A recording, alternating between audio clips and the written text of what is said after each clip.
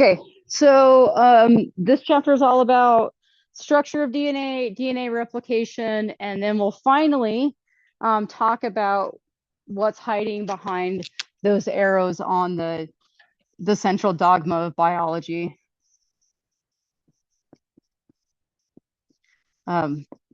So what are these two processes? But we're not going to talk about that today.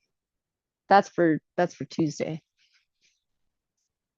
So don't write that down unless you already did. Okay.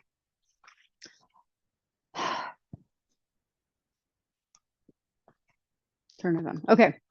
Go. All right. So first thing we got to talk about is structure of DNA. That's why I stole this from the other room. We're going to review how DNA is packed in prokaryotes and eukaryotes. You guys know about this already. Okay. All right. So we now know that DNA is arranged in a double helix formation, like that has this shape to it, where we have these two backbones and then we have these rungs in the ladder. And so the structure of DNA was defined in April of 1953 by a paper that was published by Watson. Let's see. Watson and Crick? Crick and Watson. Anyway, Watson and Crick. One of them dudes is Watson, one of them dudes is Crick. James Watson just recently passed away like 2 weeks ago or something like that. Yeah, he was like 94 or some nonsense. But the other person that's pictured here that has not previously been discussed is Rosalind Franklin. And she was instrumental in determining the double helix formation structure of DNA. So what this image is if we're as an X-ray refraction, so if we're looking down at this model of the DNA, what we see in here are these rungs of the ladder. And these kind of black smears are the phospholipid backbone, so that these side structures. I just lost some bases. Okay. Because it's the 1950s and Rosalind Franklin didn't use any protection when she was doing her research. So she got cancer and died she was in her 30s. Yeah, she's very young. And that was just because they didn't really realize the connection between X-ray exposure and cancer rates. This image, this X-ray refraction image, was literally like yoinked off her desk by Watson. And she was not included on the publication that described the structure, even though this piece of information was like essential. Yeah, so Watson and Crick took credit for what she did. Nope. And then in his memoirs, Watson was a big jerk and kind of doubled down on the sexism, and he said some pretty racist stuff, some pretty sexist stuff, and even though like the structure of DNA discovery was really important, as we're going to see over the next, the remainder of the semester now, yeah, he did not do that in an ethical way. So Watson and Crick and then their advisor, Maurice Wilkins, were awarded the Nobel Prize in 1962, and Rosalind Franklin had already passed away by then, and they don't award Nobel Prizes if you're already dead. So she never actually got any recognition for her contributions. So we're all going to rememberize her name now. Okay, because Rosalind, you're a badass. Good job, girl. Okay, so let's talk let's dig down. Now you guys, I'm sorry that I have to make you do this. Remember way back when we first started talking about the biomolecules, and remind me what a monomer and a polymer are.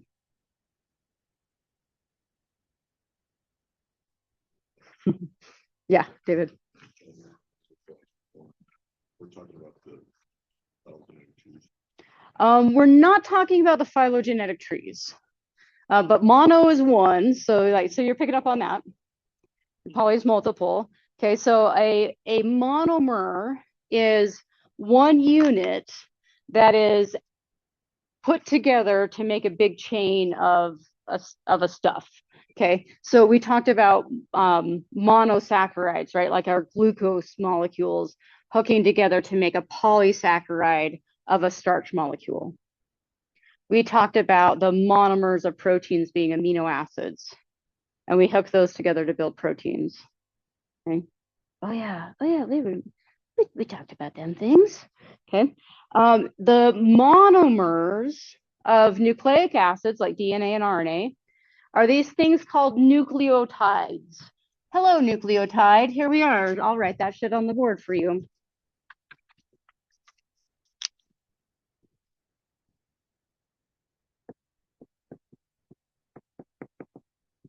Okay. Okay, nucleotide is a monomer of nucleic acids. Okay. There's three components that make up a nucleotide. The first thing that we're going to start with is one of these 5 carbon sugars.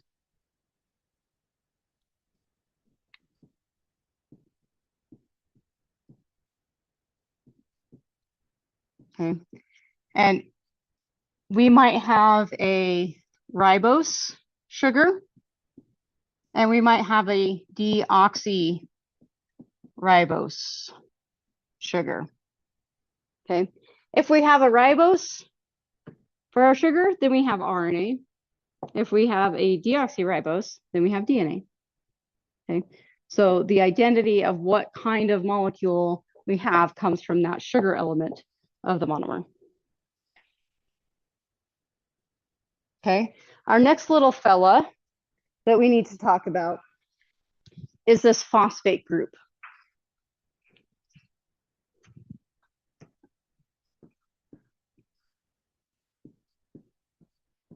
We've seen phosphate groups before. Where have we seen phosphate groups?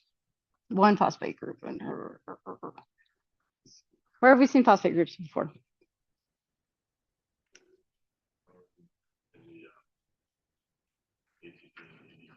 Yep, ATP and ADP, right? So that's the thing, that how many phosphate groups do you have is determined. If you have 3, then you're ATP. If you have 2, then you're ADP. All right, there's one other place that I am thinking of that is found in the plasma membrane of the cells.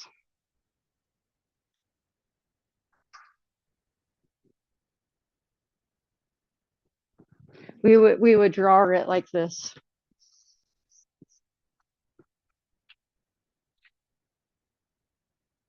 Its first name is phospholipid. Yeah. Okay.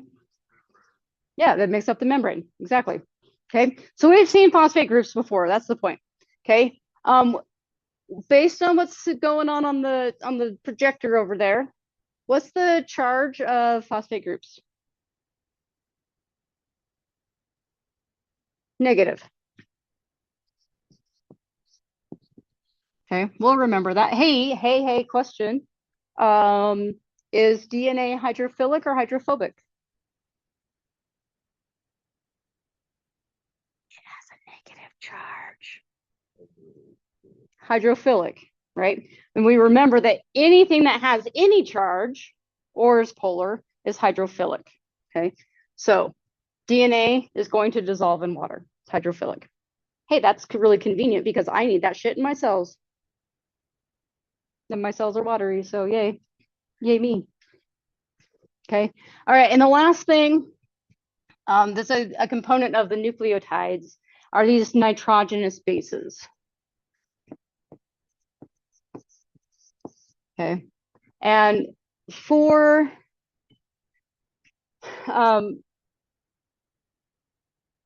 well, let me say something else entirely.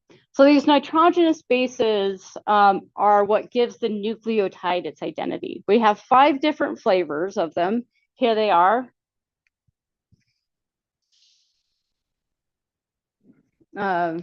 We have adenine, guanine, cytosine, thymine, and uracil. How about, hey, just a little proposal, see if you guys want to do this.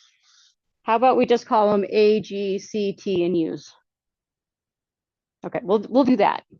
Okay. All right, so these bases, C, G, T, and U. Okay.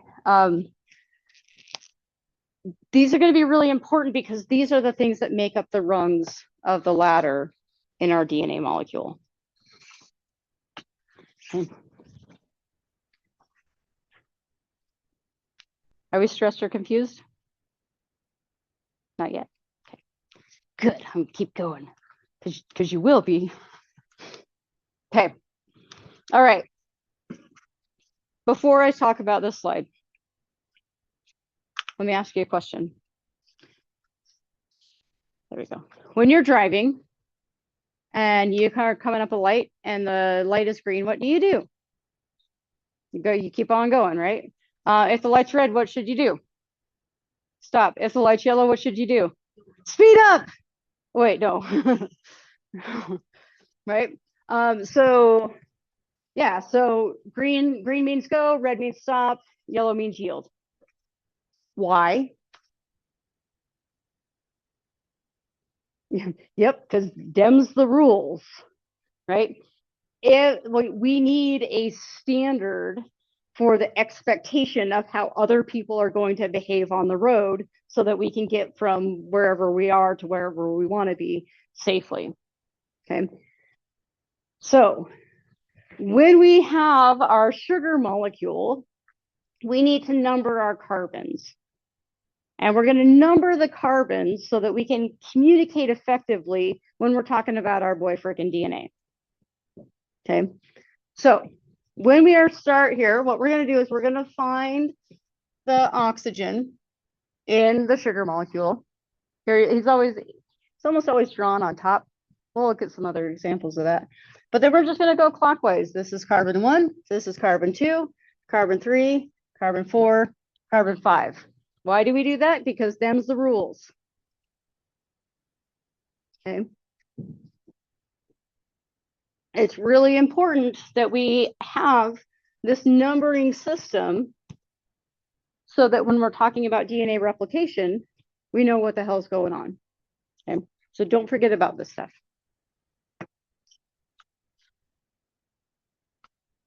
Okay, because when it's time to take 2 nucleotides, right, our monomers, and we're going to hook them together so we can make a polymer, so we can make a DNA molecule or an RNA molecule, the place where these monomers are going to attach, we are going to attach our we're going to attach our 5' carbon to the 3' end of the other molecule. Okay, so let me draw a really horrible picture on the board.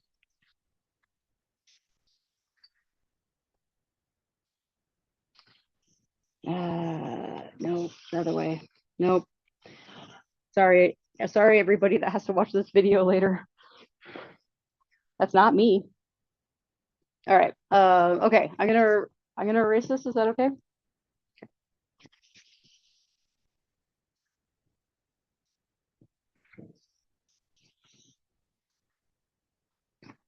Okay.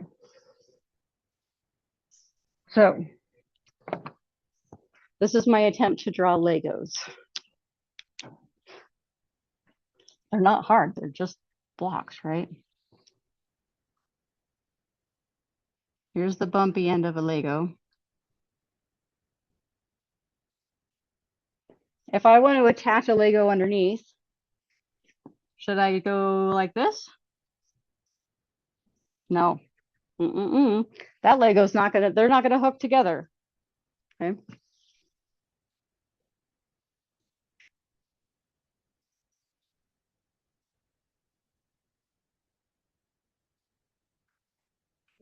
Yes. So if we do it this way, then our Legos will attach. Okay. So here's our 3' end of this nucleotide. Here's our 5' end of that one. This side, 5', 3'. So that's the only way that monomers of nucleotides are going to hook together. So that direction is important.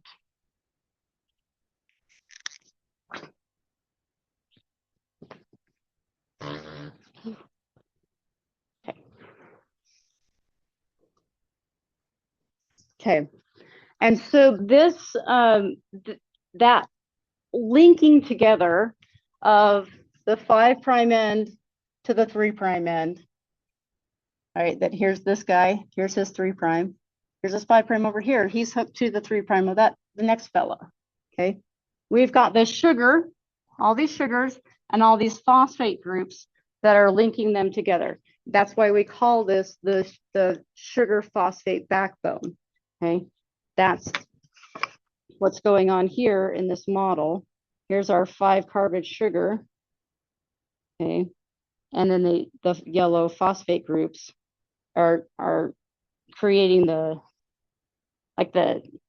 we use a spiral staircase analogy, right? It's the handrails on the staircase. Okay.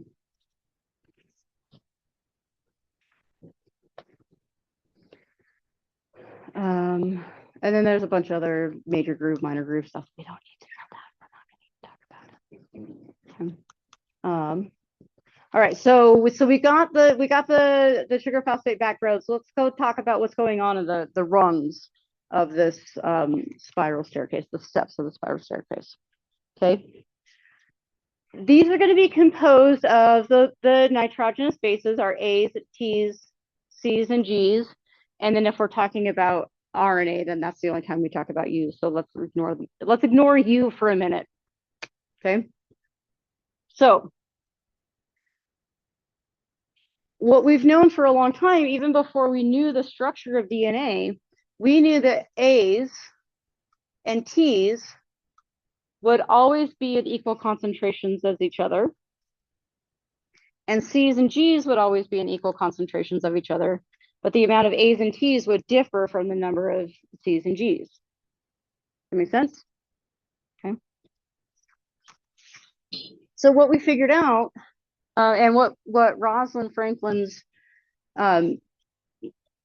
X-ray photograph showed was, photograph's not the right word, X-ray refraction showed us was that the A's and the T's are going to hook together and forming these weak hydrogen bonds. Remember hydrogen bonds?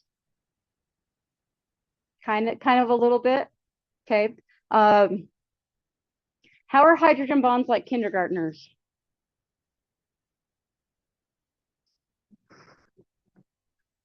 Yeah, they're individually weak, but they're strong when they're together, right? I can beat up a 5-year-old.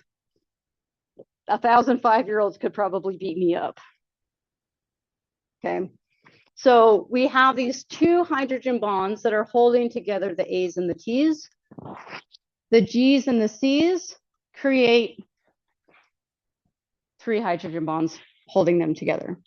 Okay. And so even on our little teeny tiny model here, we can see that there's going to be a lot of hydrogen bonds holding these 2 strands of our DNA molecules together. Okay, that's going to create a nice, stable molecule, which we need for our instruction manuals on how to build a body. But it also, because hydrogen bonds are individually weak, we can pop sections of that apart if we need to. Okay, so we have the flexibility of stability, but also being able to access the information that's stored in those ACs, Gs, and Ts.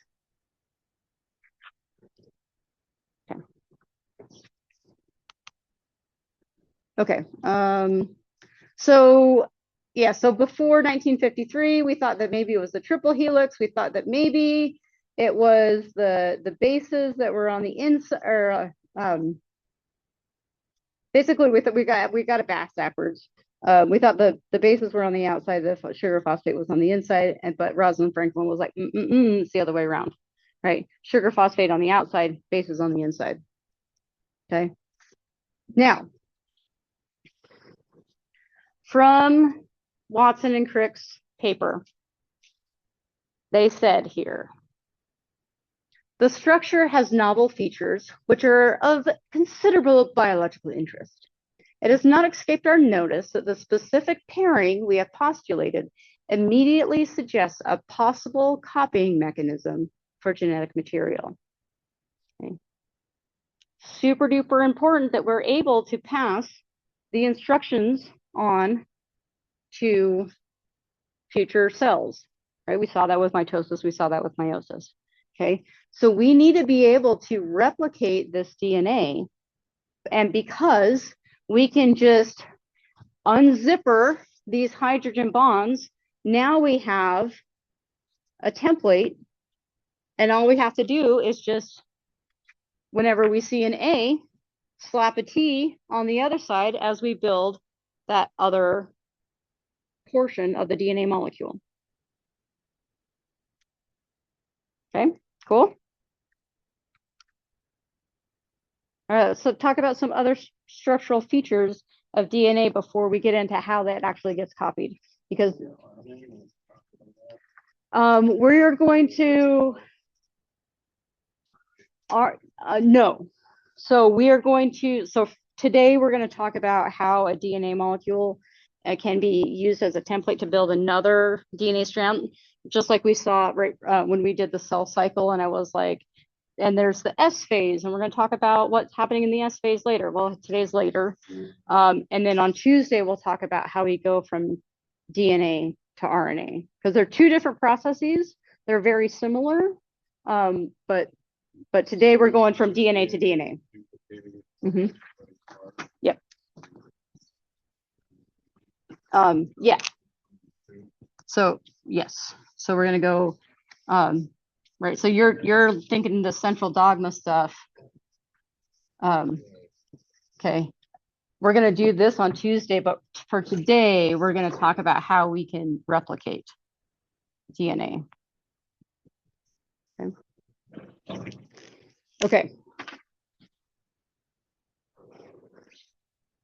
So, like, keeping in mind the directionality of DNA.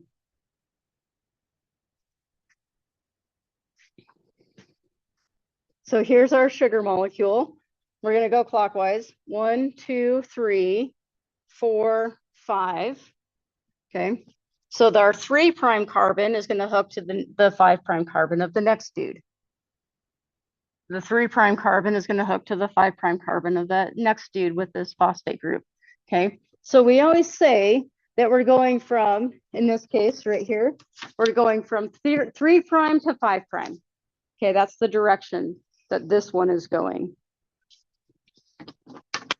The opposite strand, right, on this side is going in the opposite direction. They're running next to each other. They're running parallel, but they're going in opposite directions. Can y'all think of another thing that runs parallel but goes in opposite directions? You probably use this most days. I know I use it every day. Roads, right? So I-17, I-40, right? You have this, the southbound lanes, the northbound lanes that are running parallel. They're separated by the median here. They run along next to each other. But if you get going the wrong way, then that's going to end poorly for you and somebody else probably. So don't do that.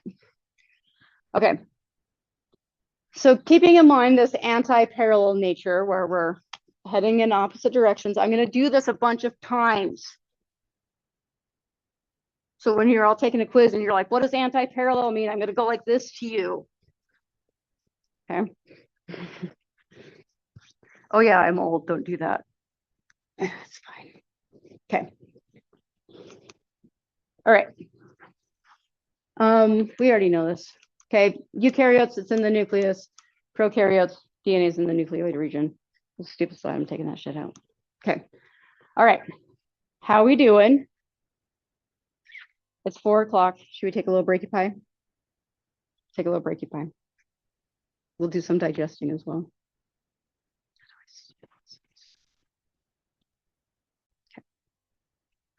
Okay.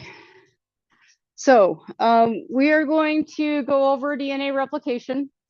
And we're going to try to also model it as we go. We'll see how this goes. Okay. So really, like, if we're looking at our learning outcomes, explaining the process of DNA replication is like the big mamba jamba. If we get to all this stuff, cool. Okay. All right. So I already read this to you. So Watson and Crick are like, we can probably replicate this. So that's the process that we're going to talk about. Okay.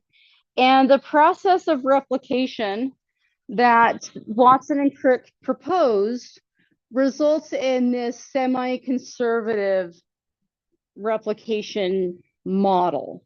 So what that means is that when we do our replication, we are out of focus. Sir.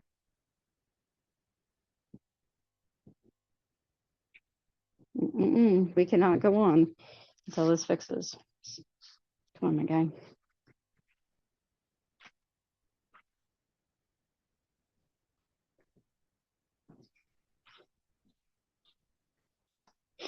Okay, well, maybe if I go over here first. Okay, and then come back this way. There we go. That's being more Have. All right, just doesn't like this slide. Okay, so we've got our parent strand of DNA. What we're going to do to replicate DNA is we are going to break the hydrogen bonds that are keeping the DNA double helix together. And then from that opening, we are going to create and build a new set of DNA. So that means that the new DNA is going to be like half of, let me go to the model here. This is the original. Oh, I don't have enough hands. And then this would be the new copy. Okay. So we're keeping half of the old stuff and we're making half new when we replicate DNA. Okay. Therefore, we call it semi-conservative because some of it's conserved, but not all of it.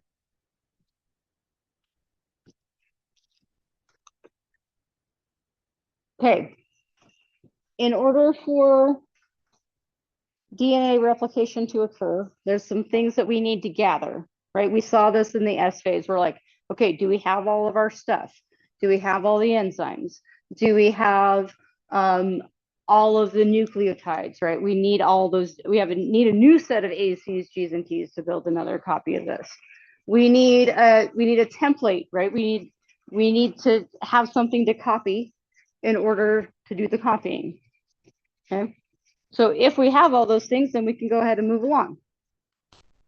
Okay. And there's a directionality to it. So replication goes from the 5' end toward the 3' end. Okay. So remember 5' to 3' is like the most important thing. And I am dyslexic AF, and so you guys don't have to learn the difference between the lagging strand and the leading strand and all that stuff because I don't know. My brain is like, scrambled eggs. Okay. Let's go over the enzymes that we need in order to have DNA replication. Okay. So we know that DNA is hanging out in this double helix form, but in order to replicate it, we got to like squish it out, right? We got to flatten that thing. We can't replicate it when it's all twisty like this. We need to squish it and get it to lay flat. Okay. So there's an enzyme for that. We need to be able to break those hydrogen bonds that are holding the nucleotides together. There's an enzyme for that. Then we need to have a place that says, hey, start here. There's an enzyme for that. Okay. Then we need an enzyme that's actually going to do the freaking copying, right? That's going to say, oh, that's a T. Okay, I need an A. All right, oop, that's a C. I need a G. Okay. And then we're going to make a big mess. And so then we need ligase to come and clean all that up. Okay. So do I go through all these? Yes, I do. All right. So the first enzyme that we're going to talk about is called topoisomerase, which is a big, scary, long word. But if we kind of think of like topo maps, who knows what a topo map is?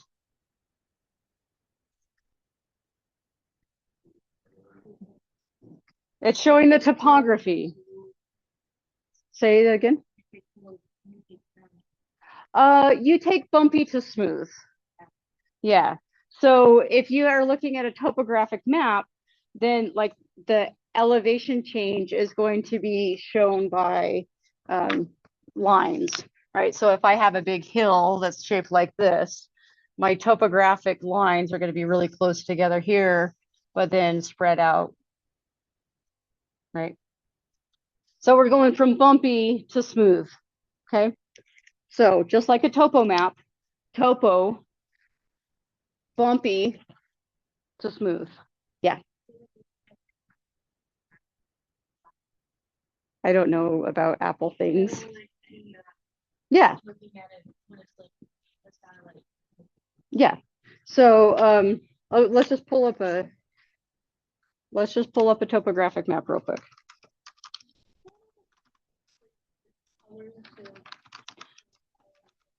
It's like that, but it's so that's happening a lot more often now. Okay. I don't want this. I just want an image. Okay. So this is a topographic map. Okay. So here's this one, right? So this is showing elevation. And so each of these lines is showing a different, 10 feet or 100 feet or whatever in elevation. And so we can take this three-dimensional thing and represent it two-dimensionally. Okay, that's a topographic map. That was a nice little sidetrack. Okay, well, good. Okay, so bumpy to smooth. Okay, so and did we didn't talk about what an isomer was. I spared you from that pain. It's where we have the same chemical structure, but we just arrange the molecules different. Okay, so that's the first thing it's going to do. It's kind of like an iron. Just flattening out the DNA, getting rid of the twists, just smoothing it out. Okay. All right, that's the first bro on the team. The next thing that we need to do is access the template strand, and we're going to do that by breaking the hydrogen bonds that are holding the bases together. So the 2 hydrogen bonds between A's and T's, the 3 hydrogen bonds between G's and C's are going to get broken by this enzyme called helicase. Okay. And then the joke is, if I was an enzyme, I'd be helicase, so I can unzip your genes. Okay. All right. So that's what's going on. And we also have these special proteins that are like, so after helicase unzips your genes, right? They're just going to want to slap back together because those hydrogen bonds are like being attracted to each other. So we have these special proteins that are like, stay over here. Okay, we don't need to know their name. I blocked it out. You can't see it. That's because we don't need to know that guy's name today. Okay. Oh, here they are, single binding proteins. You just still don't have to know it because their names aren't colored. Okay. All right, so topoisomerase going out ahead of this replication fork, right? So here's a fork in the road. You go this way, you can go that way. Which way are you going to go? Okay, so this is our replication fork. We don't care. Okay. Now, our next enzyme that we need to talk about is RNA primase. Okay, so RNA primase builds RNA primers. Sweet, Julia, cool. What the hell is an RNA primer? Basically, it's a small, short RNA molecule that is going to hook on to the part of the complement of the DNA. So if this is a G, right, this C in RNA is going to come and click right in there. Okay. The reason that we need this is on the next slide. It's going to, let me click to the next slide. Okay, so let's not forget about this RNA primer. Its job is to tell polymerase and give it polymerase a place to chomp on. So if we don't have an RNA primer here, polymerase can't hook onto that. So this big protein enzyme, DNA polymerase, needs to have the hey, start here marker, which is what an RNA primer is. DNA polymerase can make stuff after RNA primase? Yes. So, yes. Okay. So RNA primase says, builds a primer that says start here. Okay. Polymerase, in this case, DNA polymerase, because we're building a DNA molecule, its job is to incorporate new nucleotides into the growing DNA strand. Okay. So this guy's cruising along and it's going to go, oh, this is a T, I need an A. Oh, this is a C, I need a G. Oh, this is a G, I need a C. Okay. And it's hooking those new nucleotides on as this thing is getting unzipped. Okay. So here's the physical comedy for y'all. Ready? Polymerase incorporates new nucleotides into the growing DNA strand. Okay. This is the LeBron James of DNA replication. All the other people need to be there. We need them other enzymes, but DNA polymerase is the dude that's doing the work. Okay. So the reason that DNA synthesis has to occur from the 5' to the 3' is because that's the way that that's the only way that DNA polymerase can go. Can't go backwards. Let's go forwards. Okay. So we remember that for that this guy's going from 5' to 3', chug, chug, chug, chug, chug, chug, chug. Right. And I'm showing you static pictures, right? But this is dynamic. So as our DNA polymerase is chugging along, the topoisomerase is unwinding more of this. Helicase is unzipping more of this. And we're all cruising along. Whoop. Well, actually, I should go this way. Whoop, in this direction. Okay. But DNA is anti-parallel. Polymerase can only go 5' to 3'. Polymerase has to go that way. But the replication fork is going that way. So here you go. Here's more physical comedy. So think of a bricklayer. Okay, he's got two walls going on. Okay, he can only go in one direction.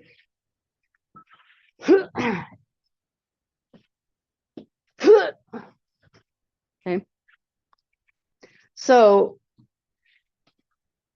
this, to build this new DNA molecule, polymerase is going the opposite direction that the replication fork is going.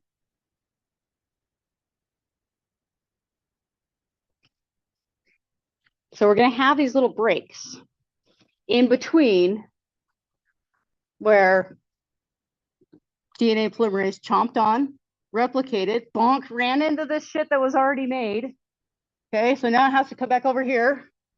Okay, RNA polymerase has to say, okay, start here, go chomp, clunk, run into what it already made. And so it's really actually quite inefficient. Okay. And that Is that like a 5 to 3? 5 to 3 because of like using the other two to build. Yeah, so the 5' of our new strand, right, we're building in this direction. Yeah, so in this case, here's our, let's see, did I do that right? Yeah. So it's going in the, like, yeah, so this is moving this way. On this strand, polymerase is moving that way. On this strand, polymerase is moving the opposite direction. Okay. So it's like clonking into itself. So I'm copying, clonk. Okay, now I got to go over here. Copy, clonk. Okay. And that leads to these little fragments called Okazaki fragments, these little partial pieces of DNA. The Okazaki fragments are named after the husband and wife team that discovered them. Their last name was Okazaki. In the undergraduate school that I went to, there was somebody, one of the zoologists there was named Okazaki. And we're like, hey, is that like, are you like related? And he's like, nah, it's like Jones. It's the Japanese version of Jones. Everybody's named Okazaki. Okay. All right. So because we have this directionality, we are going to have what we call the leading strand, which I call the good guy strand, because I stole Hank Green's jokes. Okay.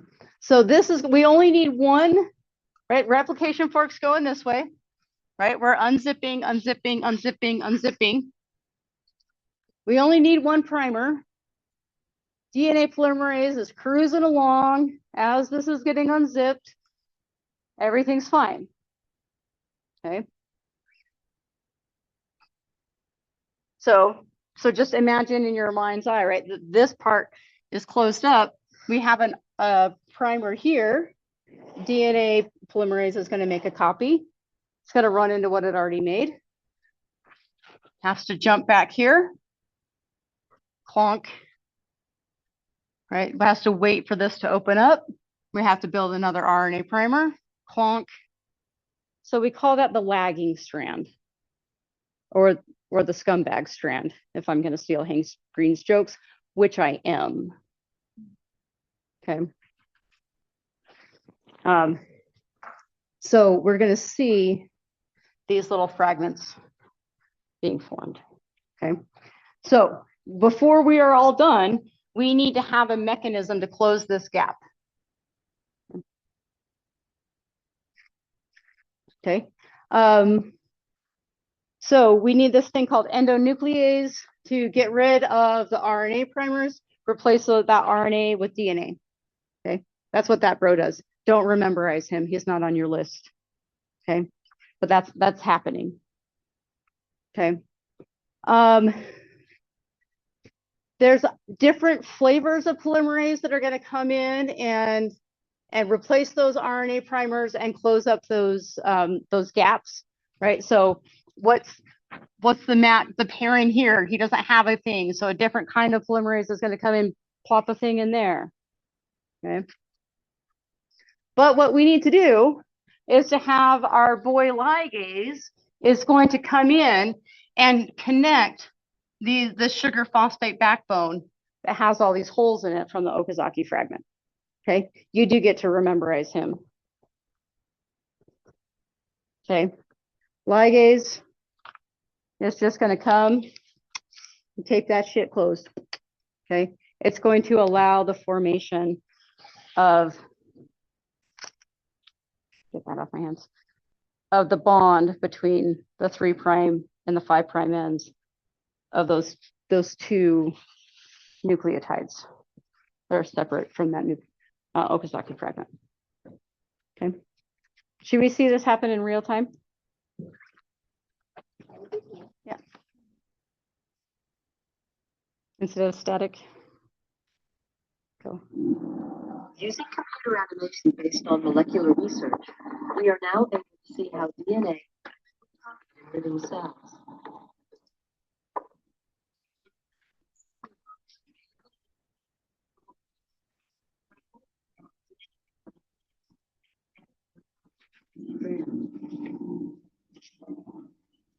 The DNA to be copied enters the production line from bottom left.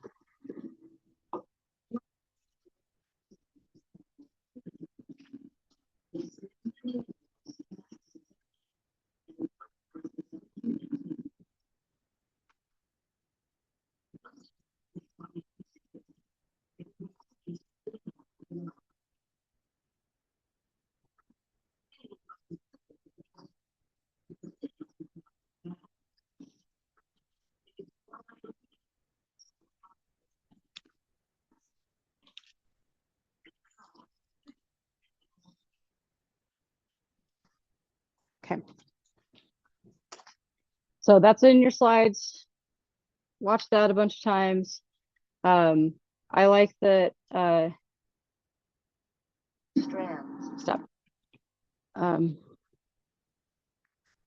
You can really see nicely the leading strand, right? It's getting, so here's here it is. Okay. Here's our template strand, or like our parent strand. It's getting unwind. It's getting split up with helicase. Okay. And then here's our polymerase that's just sitting there and copying. And here's our semi-conserved. So one strand is from the parent and one strand is newly synthesized.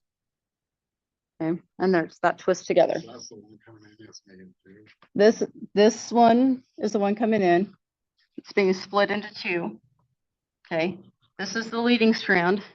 Polymerase is just copying the same direction as a replication fork. The other strand has to get copied backwards. So that's why we see it going. Yes. Right. We're grabbing it. We're pulling it. We're grabbing it. We're pulling it. So yeah, it is pretty cool. I really like these little computer models of the molecular mechanisms. Which strand do you guys think, the leading strand or the lagging strand, is going to have more errors in the copying? Probably the lagging, right? And it is. It's about 100 times more often to have a mistake in there.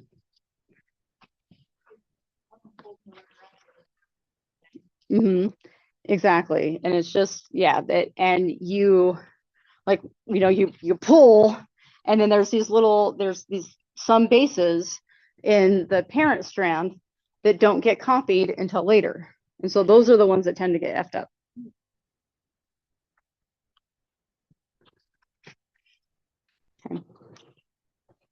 Okay. Yeah, let's see, what time? What's our time? Okay, let's play with these toys. And then we'll see how far we get. So that's where I'm going to end the video.